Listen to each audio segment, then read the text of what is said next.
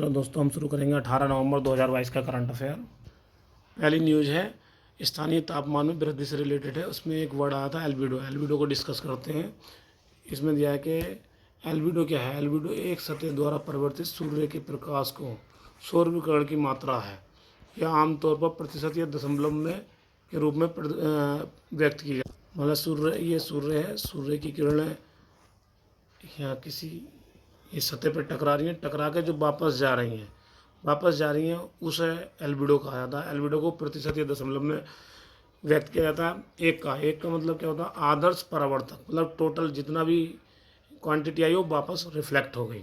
और जीरो मतलब आदर्श अवशोषक, जितने भी किरण आई हैं ये टोटल अवशोषक हो गई, कोई परावर्तित नहीं हुई। नेक्स्ट न्यूज़ देखते हैं। ये चेरावाड़ी हिमनद के हिमस्खलन से थी। इसे चेरावाड़ी हिमनद कहाँ है, चेरावाड़ी बामक हिमनद बोलते हैं इसे। ये गढ़वाल हिमालय में उत्तराखंड में केदारनाथ तीर्थ स्थल के करीब है, जो हिंदुओं का पवित्र स्थल है। और चेरावाड़ी जो हिमनद है वहाँ से मंदाकिनी नदी के लिए प्रमुख जल स्रोत क्या है, चेरावाड़ी जल स्रोत है, जो अलकनंदा की सहायक नदी है। मंदाकिनी नदी का अगर जल स्रोत अगर क्वेश्चन में आता है तो कहाँ से है, चेरावाड़ी हिमनद से। अब ये क्यों हुआ, ये जलवायु परिवर्तन के संवेदक होते हैं, संकेतक होते हैं हिमनद। अब पृथ्वी पर जल की बात करें तो पृथ्वी पर जल क्या है, 2.1% हिमनद में है और 97.2% महासागर और अंतर्स्थलीय समुद्र में है। अब यहाँ उत्तराखंड की बात कर लेते हैं। उत्तराखंड कब बना था, 9 नवंबर 2000 को यूपी से काट कर बनाया गया था। इसकी राजधानी की बात करें, राजधानी देहरादून है। ठीक है। इसकी अंतर्राष्ट्रीय सीमा की बात करते हैं तो ये किस किस से मिलता है, नेपाल से,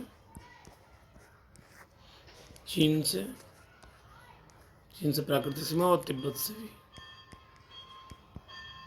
और स्टेट की बात करते हैं तो हिमाचल प्रदेश और उत्तर प्रदेश। प्रमुख नदियाँ इसकी गंगा, सरयू, भगीरथी, नंदाग्नि, मंदाकिनी, टोंस, रामगंगा आदि हैं। आतंक फंडिंग के खिलाफ वैश्विक सम्मेलन आज शुरू हो रहा है दिल्ली में। इसका उदाहरण है पीएम मोदी जी और इसका समापन करेंगे होम मिनिस्टर अमित शाह जी। ये no money for terror funding सम्मेलन है। 73 देश और 6 संस्था शामिल होंगी। इसमें 4 सत्र होंगे। नेक्स्ट न्यूज़ में देखते हैं। आरबीआई ने नगर निकायों की वित्तीय स्थिरता पर रिपोर्ट जारी की है। 27 राज्यों के सभी नगर निकायों को सम्मिलित किया गया है। इसमें राज्य व्यवस्था के कुछ नए तरीके बताए, सुझाव किए हैं, जैसे बॉन्ड जारी करना जिससे निवेश ज़्यादा हो सके, खाली ज़मीन पर टैक्स लगाओ, भवन बेहतर, जो मतलब अगर घर कोई अच्छी तरीके से बना रहा हो तो उन पर टैक्स लगाओ।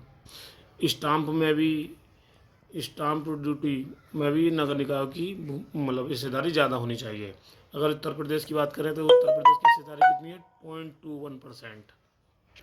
माननीय राष्ट्रपति द्रौपदी मुर्मू जी ने बंगाल के राज्यपाल को नियुक्त किया है, सीवी आनंद बोस को। राज्यपाल के बारे में देख लेते हैं। राज्यपाल अनुच्छेद 153 में प्रत्येक राज्य का एक राज्यपाल होगा, लेकिन 7वें संविधान संशोधन 1956 में क्या किया गया, एक राज्य के एक से ज़्यादा मतलब एक राज्यपाल 2 स्टेट को भी देख सकता है। अगर इसकी योग्यता की बात करें तो योग्यता में नागरिक होगा, 35 साल, भारत का नागरिक 35 साल की उम्र होनी चाहिए कम से कम।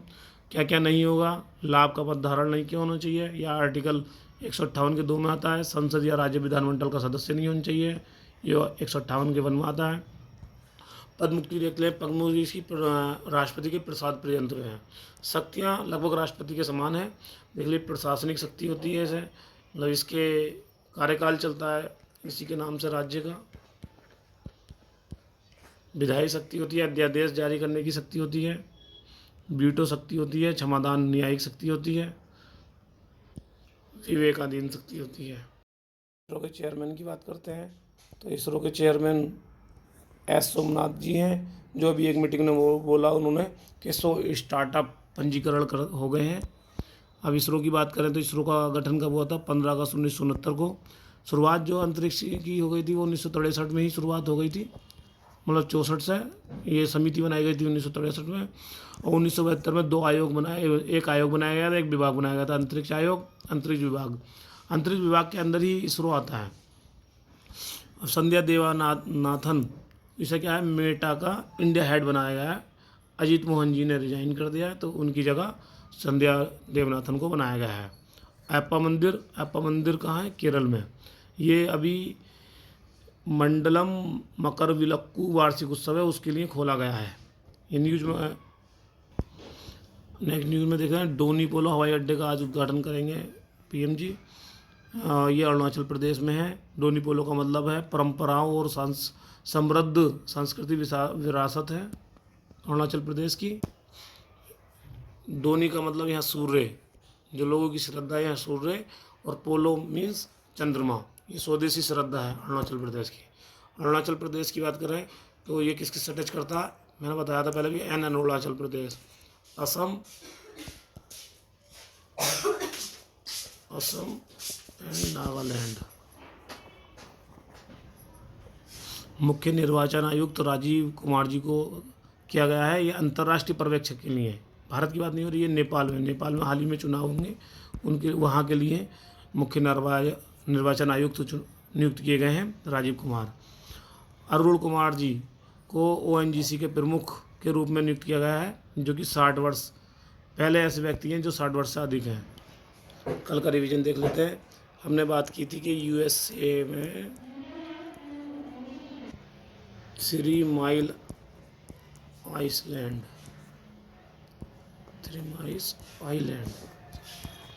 ये घटना कब हुई थी? ये घटना कब हुई थी? 1979 में। अगर रूस चेरनोबिल की बात करें तो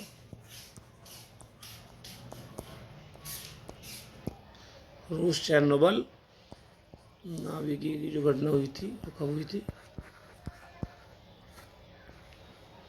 1986 में। भोपाल त्रासदी,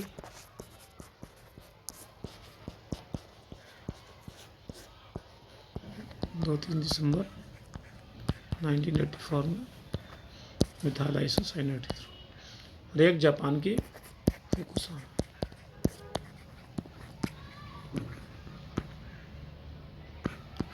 में अगर ये सीरियल से लगाए तो सीरियल से सबसे पहले यूएसए की है, फिर रूस की, फिर जापान, भारत।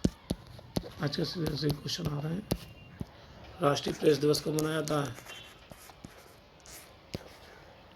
प्रेस दिवस 16 नवंबर।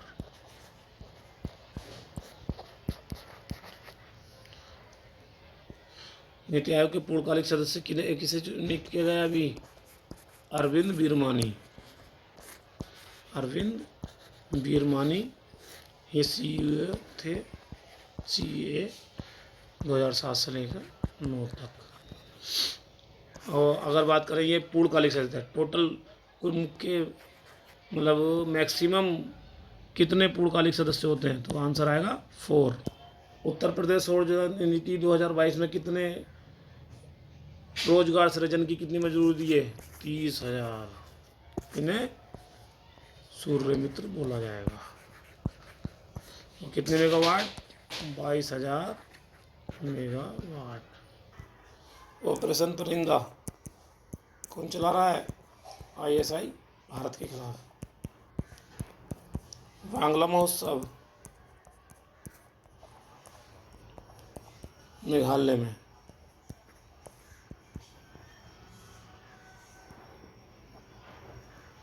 आज के लिए दोस्तों इतना ही। Thank you.